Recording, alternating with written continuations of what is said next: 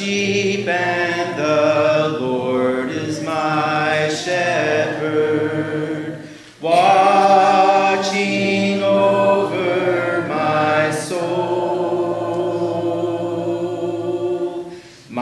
soul to keep guarding over me ever, watching wherever I go. And when the winds blow, He is my shelter, and when I'm lost and alone, He rescues me. And when the lion comes, He is my victory, constantly watching over me. He is constantly watching over me. A Journey Through the Bible, Day 16 of 365, Sunday, January the 16th, 2022. Today's reading, Job chapter 35, verse 1, through chapter 37, verse 24. Elihu's speeches end by accusing Job of speaking in vain, chapter 35, verses 1 through 16, and exalting God for His compassion and might, chapter 36, verse 1 through chapter 37, verse 24. Job chapter 35, verses 1 through 8. And Elihu answered and said, Do you think this to be just? Do you say, It is my right before God?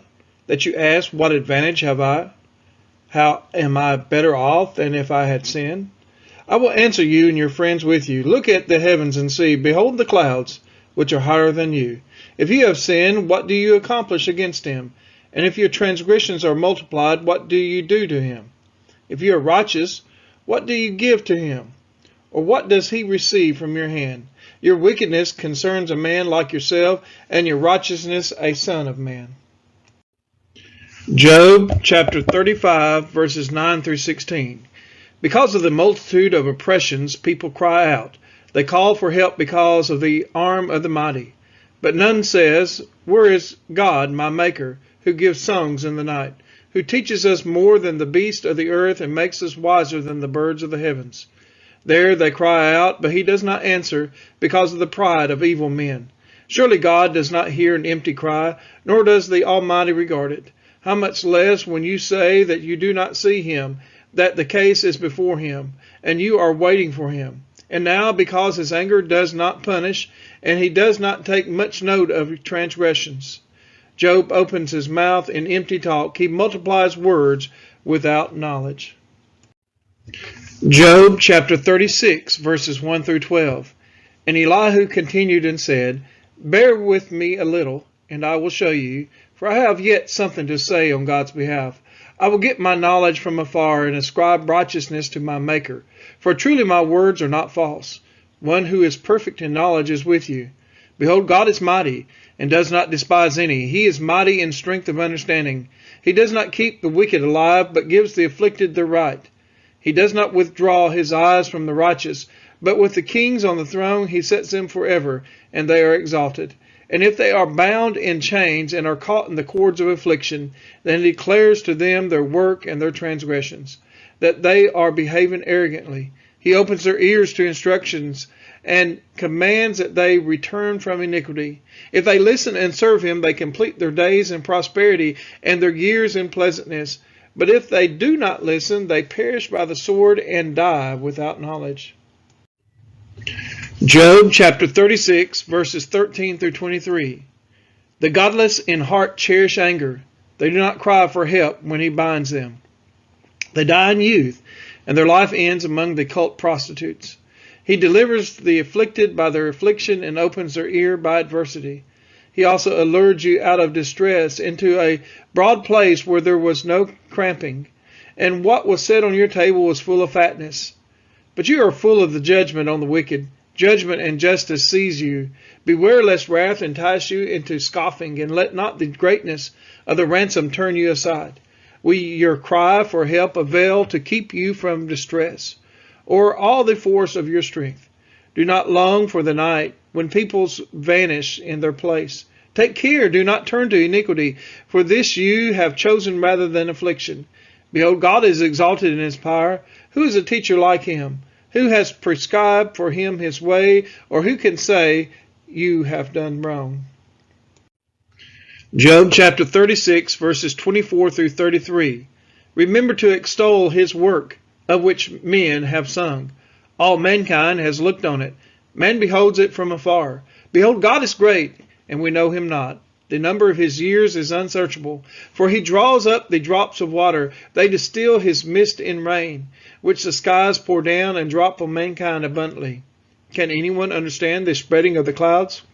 The thunderings of his pavilion. Behold, he scatters his lightnings about him and covers the roots of the sea. For by these he judges peoples. He gives food in abundance. He covers his hand with the lightning and commands it to strike the mark. It crashes, declare his presence. The cattle also declare that he rises. Job chapter 37, verses 1 through 13. At this also my heart trembles and leaps out of its place. Keep listening to the thunder of his voice and the rumbling that comes from his mouth. Under the whole heaven he lets it go, and his lightning to the corners of the earth. After it his voice roars. He thunders with his majestic voice, and he does not restrain the lightnings when his voice is heard. God thunders wondrously with his voice. He does great things that we cannot comprehend. For to the snow he says, fall on the earth, likewise to the downpour, his mighty downpour. He seals up the hand of every man, that all men whom he made may know it. Then the beasts go into their lairs and remain in their dens. From its chamber comes the whirlwind, and cold from the scattering winds. By the breath of God ice is given, and the broad waters are frozen fast. He loads the thick cloud with moisture. The clouds scatter his lightning. They turn around and around by his guidance to accomplish all that he commands them on the face of the habitable world. Whether for correction or for its land or for love, he causes it to happen. Job chapter 37, verses 14 through 24. Hear this, O Job. Stop and consider the wondrous works of God. Do you know how God lays his command upon them and causes the lightning of his cloud to shine?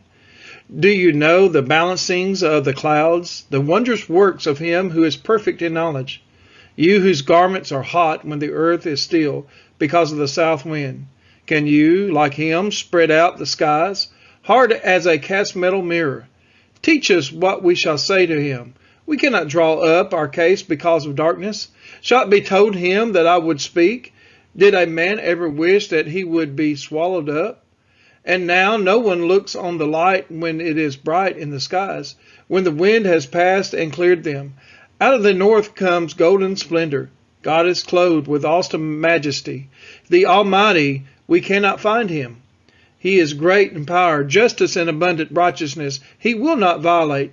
Therefore men fear him. He does not regard any who are wise in their own conceit. We are his children, and he is our Father, watching over our souls.